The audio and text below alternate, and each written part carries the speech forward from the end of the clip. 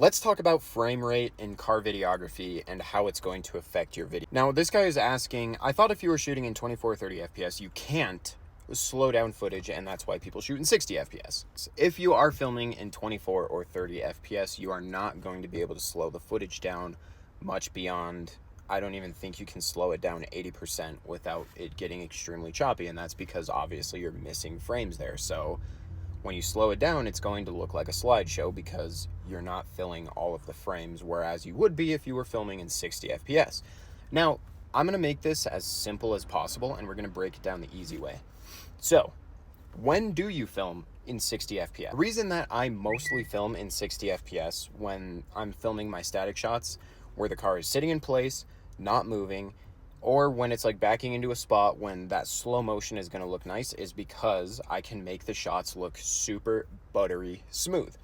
You can slow down safely 60 FPS footage to 45% without having to get into like the whole retime, optical flow, and all of that speed warping bullshit. At that point, I mean, if you're filming in 60 and you want to slow it down, you're already going to be editing on a 24 or 30 FPS timeline.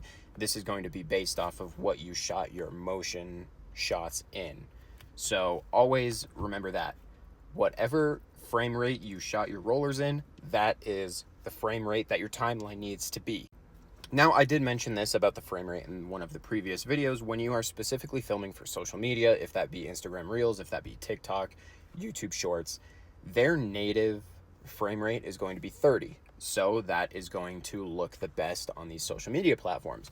If you're doing something for long form YouTube or it's horizontal, by all means, film in 24 because that is going to give you the most cinematic look. And yes, it does still look good on social media. I'm just saying that the native frame rate for all of these short form platform sites is going to be 30 FPS. But that's really as simple as I can break it down for you. If you want the shot to be slow motion outside of rollers, because you have no reason to slow down rollers unless you're rolling at a crawl for some sort of specific style or shot. If the car is moving, 24, 30 FPS. If the car is staying still, 60 FPS or higher. There's really no need to do 120 FPS because I think you can slow the footage down to like 10% or something before you have to get into, optical flow and speed warping and all that shit. But yeah, that's just my general rule of thumb. If the car is moving, I'm at a lower frame rate. If the car is still, I'm at a higher frame rate so that I can get that buttery, smooth motion.